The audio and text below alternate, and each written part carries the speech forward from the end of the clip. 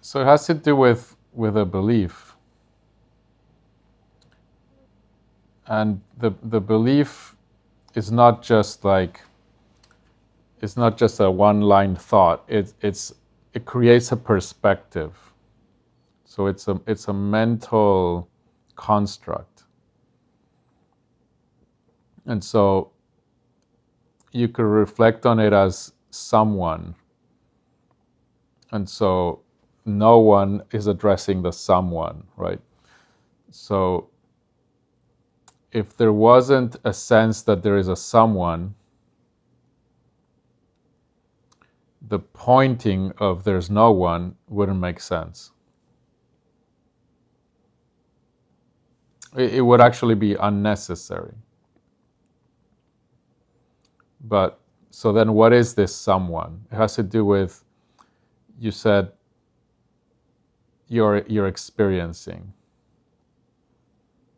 So right now you're hearing sounds, you're hearing words, you're seeing, you're having sensations, perceptions. But that which knows this is being known through a kind of perspective or a kind of filter that is interpreting that which knows. Does that make sense so far? So that which knows right now, and by knows I mean you're aware. And so you're aware of sensations, sounds, but there is an assumption that there is something that is an entity that is separate from the sound, that is separate from the sensation. So if you pay attention to, for example, a sensation in your body, let's say your hand, there could be an interpretation that there's something aware of the sensation that is at a distance from the hand. And usually that will have a location. So it'll be in the body, somewhere located around the chest or in the head behind the eyes.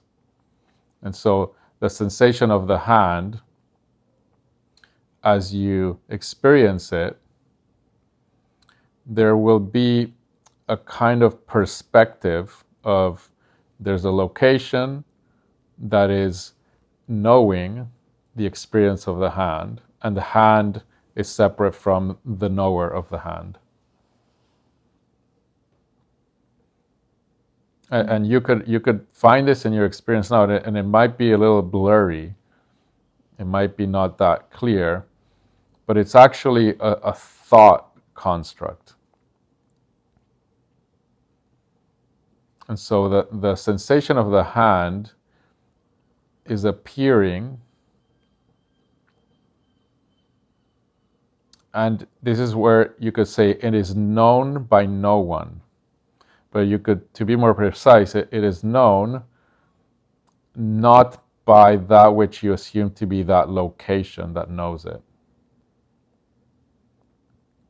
So there's a thought construct that is placed in a location, and then there's a creation of a sense of a distance.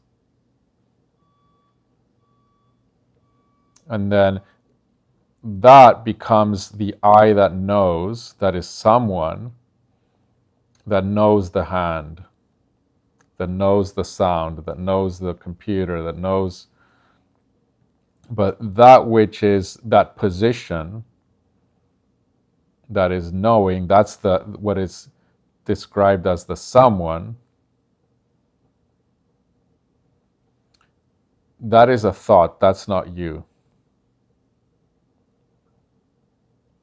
And so that can be, when that is seen to be a thought,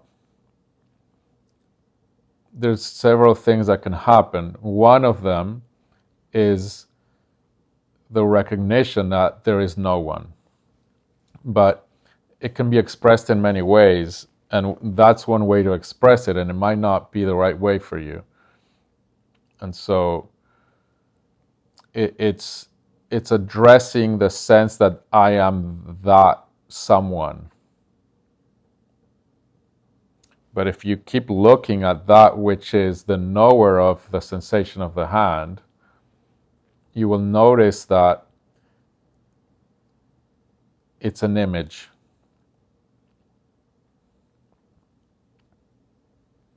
So it can also be attached to a sensation in the body. So for example, some part of the body that has a sensation that is the center of this eye. And then because now there's two sensations, one is the one I'm paying attention as the hand, then there's the sensation where I'm attaching that sense of I am here. Now I can create a sense of a distance between these two sensations, like two sensations of the hands. But because I have called this hand I and this hand not I, this sensation, now I can create this sense of a seer and a seen, a feeler and a felt. But actually, if we look at this, it's just another sensation. It's just another thought. It's usually a combination of thoughts, which are images, and sensations. So to explore that a little more, if we go back to the hand, just the experience of just pick a hand, let's say the right hand, and if you're not looking at it, what is the experience of your hand? How is your hand? How could you describe it?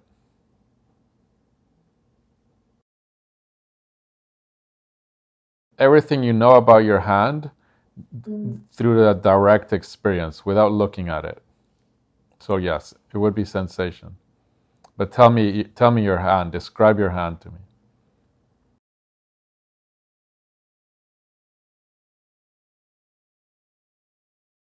And what's the shape?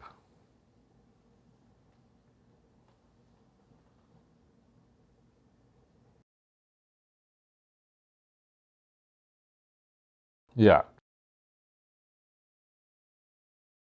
Okay, but now you know that it's a hand, so you know the shape.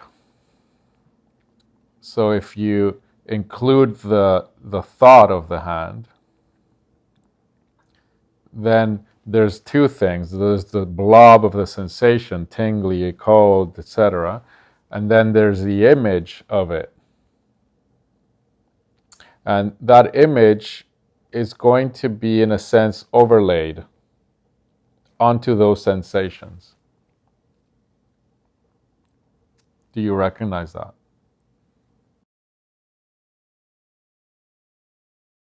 Exactly. Yeah, and then you say in your head, but it's not really in your head, right? The image is appearing, and the sensation is appearing, and then what happens is the image we are overlaying onto the sensation. We don't have the image of the hand over here and the sensation of the hand over there. It's like a glove fitting the hand. Yeah.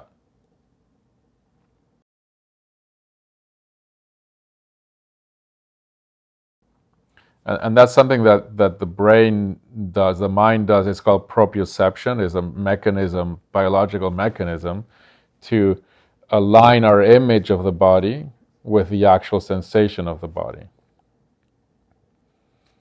And so what I'm distinguishing now is that image and the sensation, as you are aware, they're not the same thing. Not that many people are aware of that. The fact that you could describe the hand directly and describe it as a blob of sensation is actually unusual.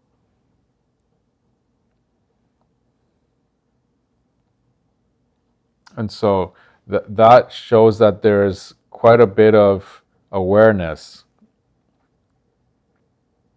that you can refine and isolate the image, the thought, from the sensation. And so I'm just reflecting that because it's quite important to know. And then the image of the hand is kind of a metaphor to the image of I, that someone that is knowing all this. So if you now, instead of the hand, because the hand is easier to kind of isolate, you look at that which is watching, that which is seeing, that which is knowing, you're going to have the same problem, but it's going to be trickier. Because there's going to be this sense of, yes, there is something here. And then there's going to be that someone watching, that someone, the sense of a subject.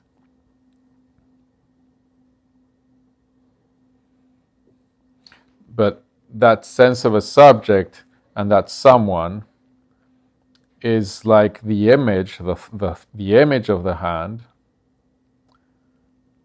that is overlaying on something which is the knowing. But that knowing, as opposed to the hand, the sensation of the hand, that knowing doesn't have a location.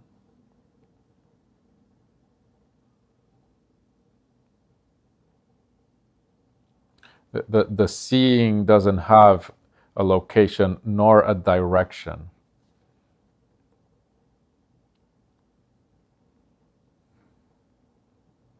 What has a location is the image.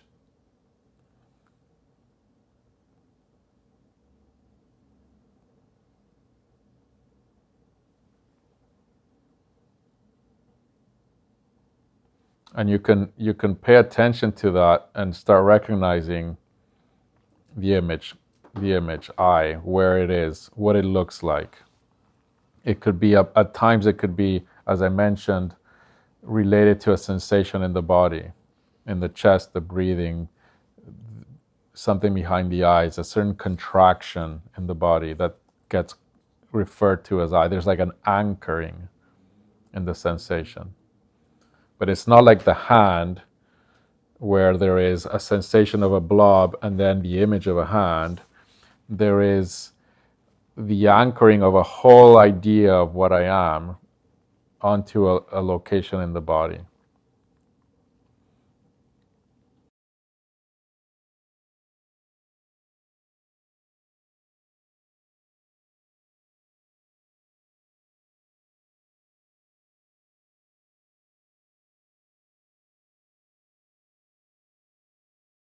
All of that is fine. It's just that there's subtle misinterpretations, which are fine unless you want to keep inquiring further. And so, since you're here, I will suggest when you say there is something choosing in here, and the in here is the problem. Because if you look at what that means and what's the reality of that, you won't find it. In where?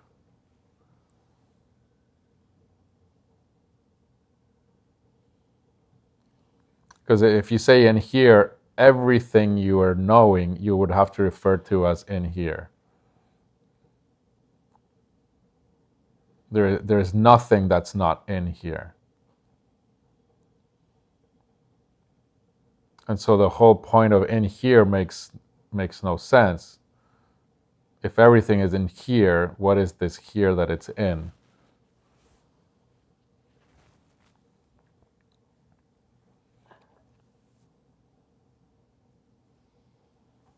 But sure, choosing happens.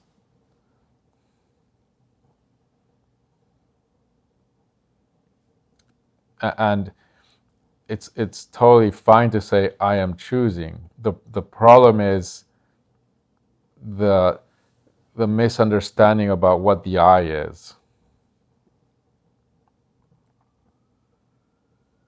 It's making the I something that I know, which the in here starts to create the something that I know. It's this part is in here, that is out there. So now I start defining the boundaries of something that is the I, where some of the things are appearing and happening in that, and some are not. For example, sensations coming from, if I touch a table, that which I then label as table is out there. The sound that is appearing through my voice is out there. Whereas if you have inner dialogue, it's sound that's in here. And all of this out there in here is fiction.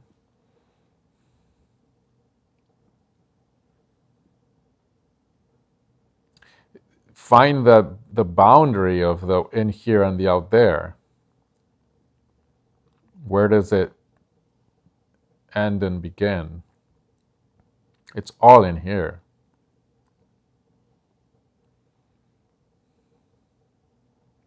And so this kind of process, the more you start to kind of look at this,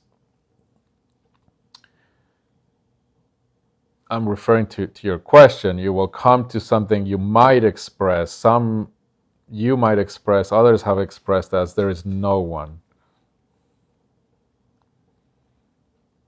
But it's also just a phrase that might be confusing. It's not an absolute truth. It's just words. What matters is that you start to recognize and clarify what it is that you are. And a lot of that is seeing what you thought you are that you're not. And so you're not something that has an edge where things are outside and some are inside. You could say that about the body, but then if you're convinced you're the body, we can work on that specifically.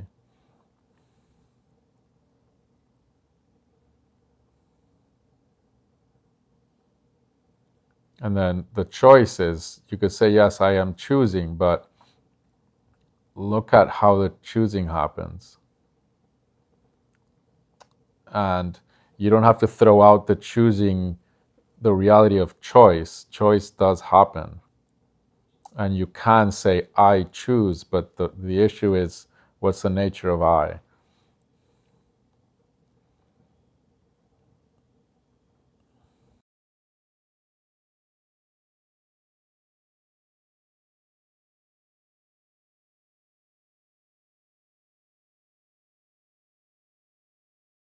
Not necessarily. That's a paradigm about choosing, conditioned choosing.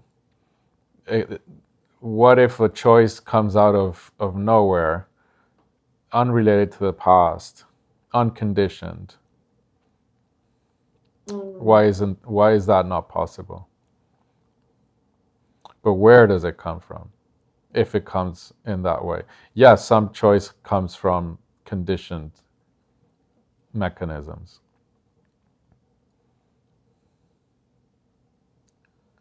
But what is the nature of that which chooses? Let's assume a choice happens that is unconditioned, coming out of nowhere, without any relationship to any past or conditioning. Now, what is the nature of that which chose?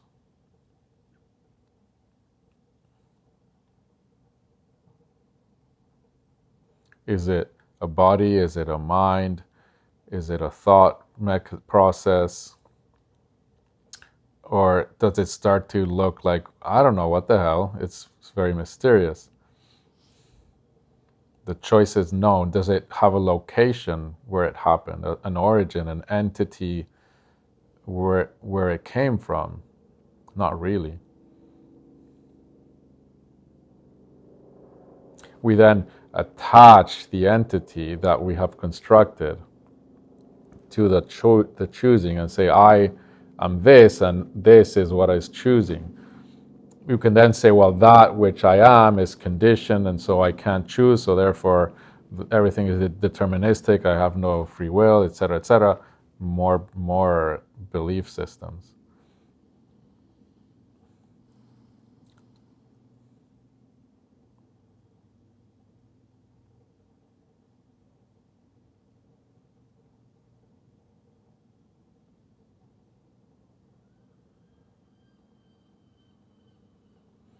It's like, we were talking about this last night, actually. So I'm trying to remember the example we were talking about last night, but if you had to choose between, I think this is the example. If you had to choose between a glass of champagne or a glass of piss to drink, what would you choose? Most people. I'm pretty sure I chose the piss. Yeah. You're like, what? No. Most people will choose the champagne. We were drinking champagne at the time. We were. And so this is like a absurd example to make a point. And then, yes, you could say, well, it's because of the body and the mind and the conditioning. One tastes better, one doesn't. But there are other choices that are less extreme in the taste. They're more neutral. But still there is a kind of something appears as a preference. Like the preference of champagne over piss. And the experience is there's a choice that happens,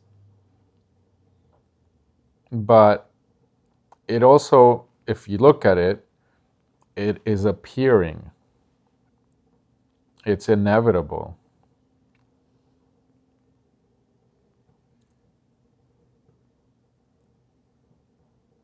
And it's in the moment that the choosing happens, we could be confused around the choice for a long time, ponderating, is that a word?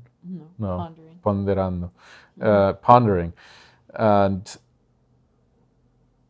But the moment the choice happens, it's really mysterious.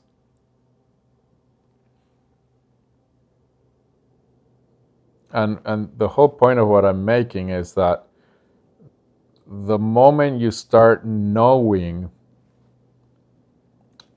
in a sense that you can write down in a book, that kind of knowing, what it is that chooses and how the mechanism of choice is, that's when the problem starts. And by the problem, I mean that which leads to suffering. Because it's the construction of an entity, of a nature that is not what we then attribute it to be. So the entity that is we could call it ego, we attribute it to it a reality that it doesn't have. And so it has a function. It has a use. It has a value. But it's not the source of I. The source of that which we call I isn't ego.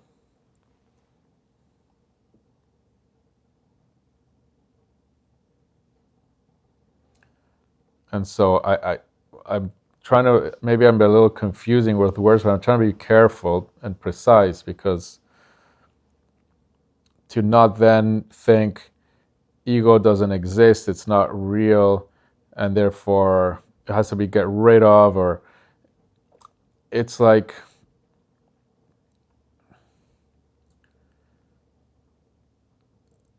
something appears,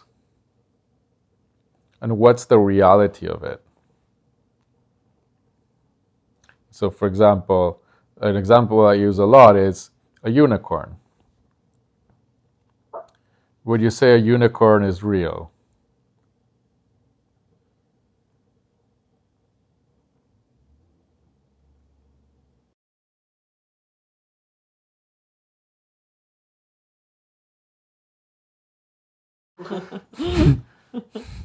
So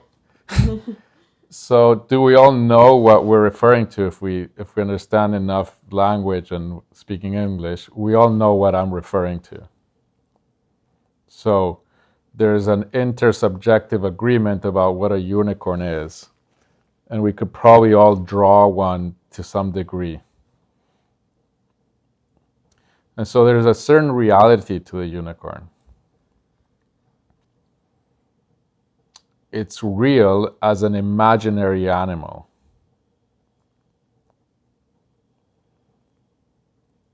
But when you said technically, you mean as a biological being roaming the planet.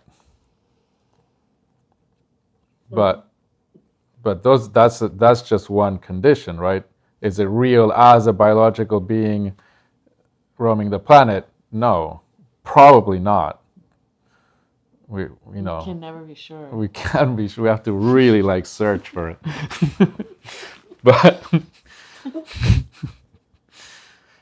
But is it real as a imaginary animal? Which by that I mean, is it real as a thought construct? Yes. Now, what is the reality of it? Is it's real as thought.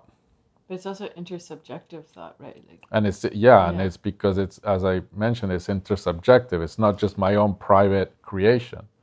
It's something that has been shared through humanity and has become part of the mythology and the language. And so there's a lot of energy behind the unicorn, the reality of it. And it becomes a thing. Now let's assume we are in a planet where everything, the most important thing is unicorns. To the point that then it's all what we are.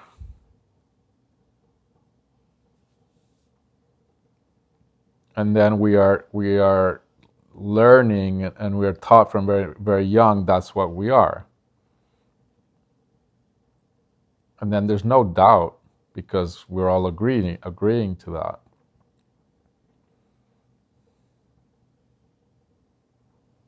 Now replace unicorn with someone, a thing that is born, that is the body, and will die. The thing with a unicorn is that it's very specific.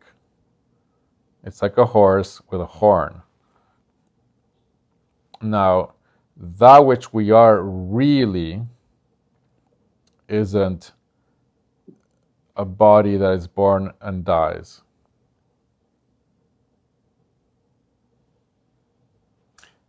Everything appears like that's what it is. It all appears like that. But it appears like that from the perspective of, I was raised to believe I'm a unicorn. And everybody lives in a world where we are all agreeing that we're unicorns. And then at one point you can see, wow, I'm not a unicorn. And so I'm not someone, there is no one here. And then people will hang you, crucify you. Maybe a few thousand years later, some people start to agree.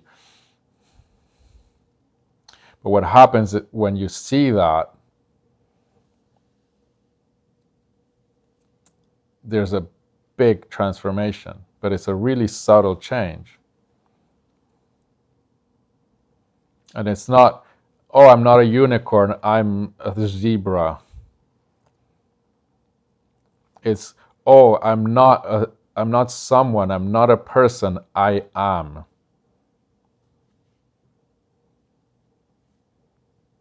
And I cannot say anything more than that.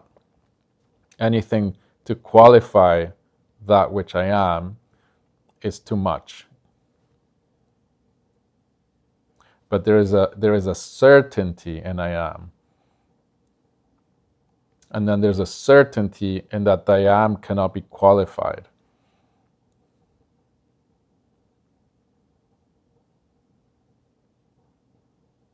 But there is no certainty as to the nature of what I am.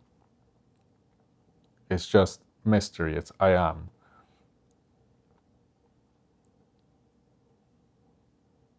But the certainty is, the nature of this I am is, I cannot qualify it in any shape, form, but it is not bound in time or space. And that can be known with certainty. But it's not because I know that I am timeless or eternal. You know that time and space, that you are prior to that.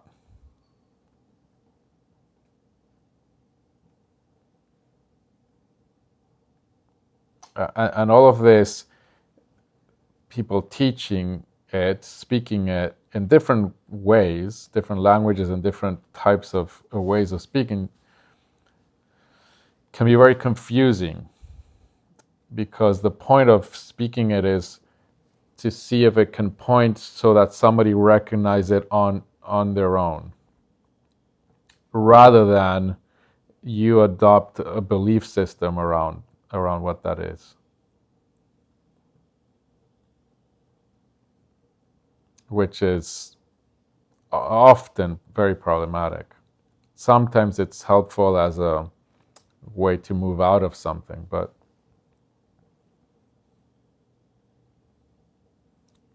what matters is that you can recognize that.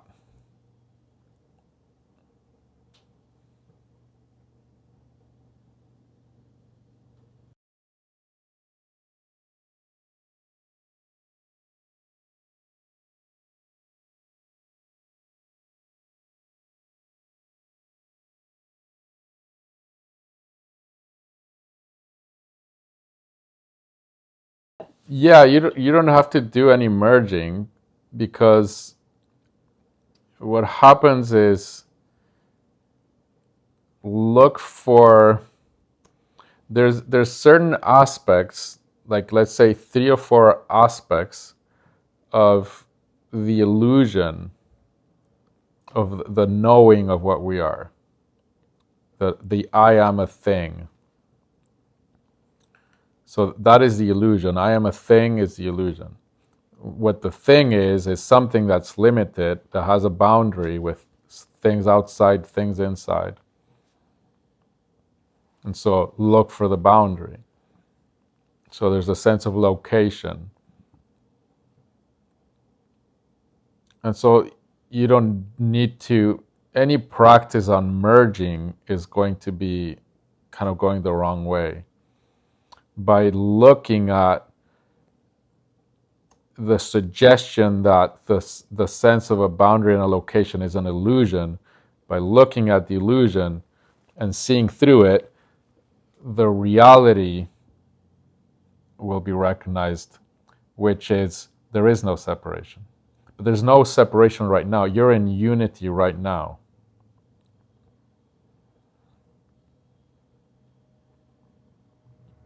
It's like saying that everything is Buddha nature, we are all Buddhas, just some people don't realize it, don't recognize it.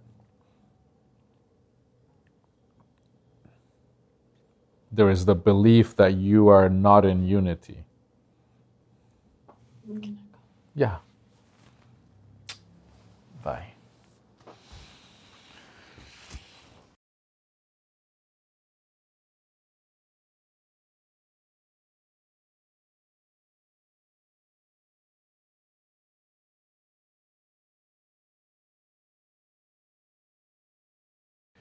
Again, the expansion will happen. The experience of expansion, there's a few things about that. Because there is a contraction, then there is an experience of expansion when we have moments of disidentification. But what can be seen is that what you are is always expanded, that the contraction is an illusion.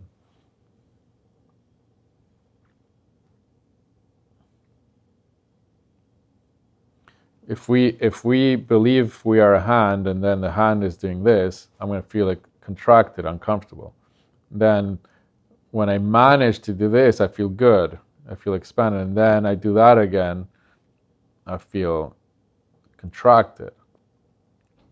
And then there's this movement, contraction, expansion, contraction, expansion. I need this movement in order to believe I am a hand.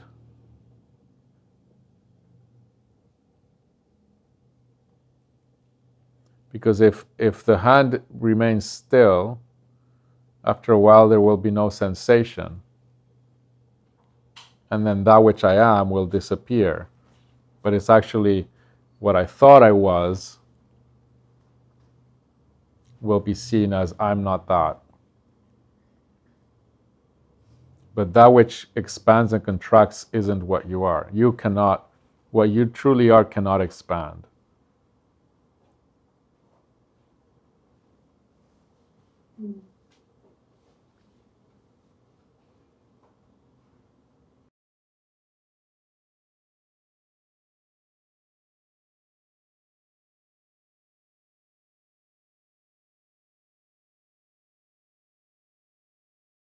Yeah, there's a lot of practices that are useful to start to kind of undo the habit of interpreting what we are as limited.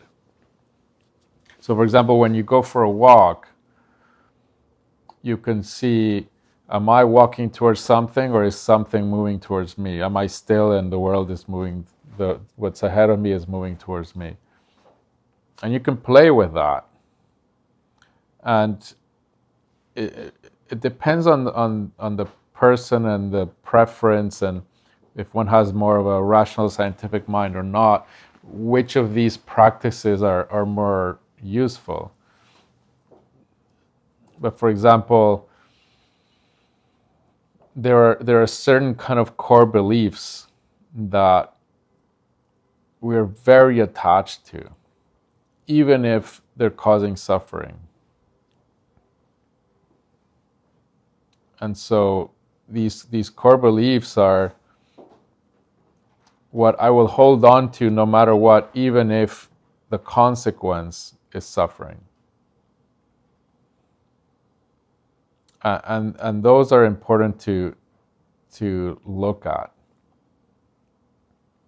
And so it can happen that in relationships this comes up.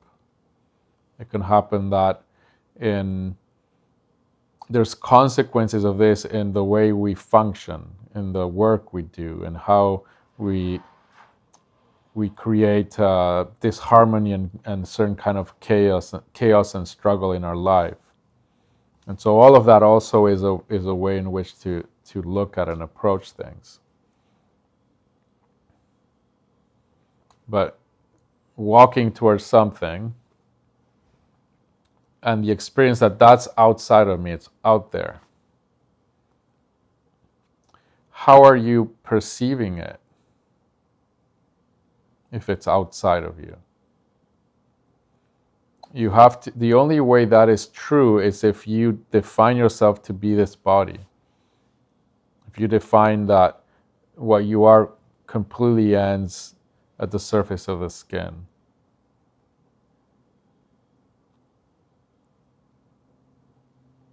And so you can start to look at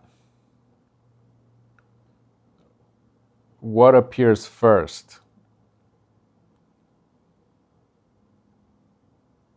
So is the body the source of the awareness, or is the body appearing within the awareness?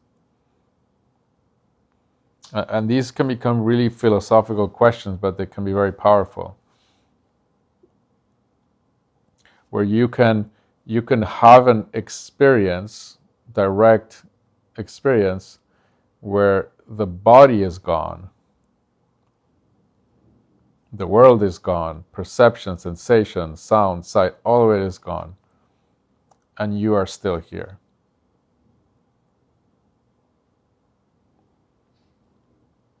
Now, this I'm saying it because it often can be encouraging to explore. But I'm saying the answer. I'm giving the answer. Whereas what matters is for you to know and be honest, to have the kind of inner integrity, honesty with ourselves. No, I am fully convinced I am this body, for example. Or I really don't know if this body was gone, would I remain?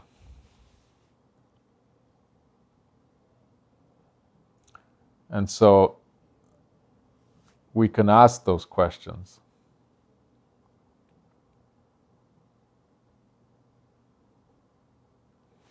There's different techniques. There's the Buddhist approach, there's the Advaita approach, and within Buddhism and Advaita there's branches and branches of approaches. And obviously you're here because I'm expressing, and I've put out videos. Actually, Julian has put out the videos. But there's all these approaches which we've talked about.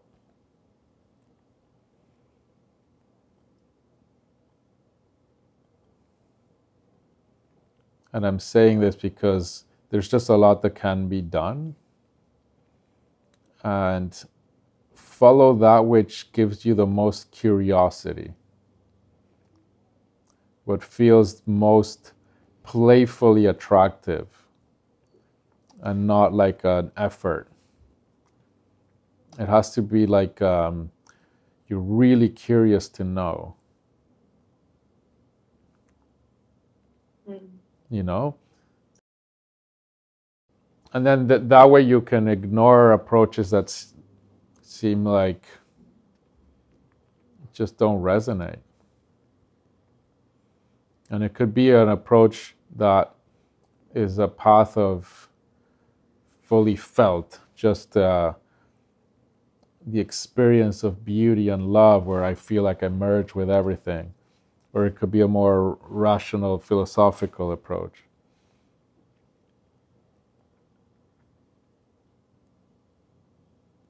It could be that while you're journaling, you start to have this question, that's the question meaning I'm having an open looking to recognize what's actually happening. Where is the choosing coming from? What is the writing? Where is it coming from? Where is the sense of inside and outside? Where are the edges? And if it's this kind of like playful love of recognizing what you are, that will go far.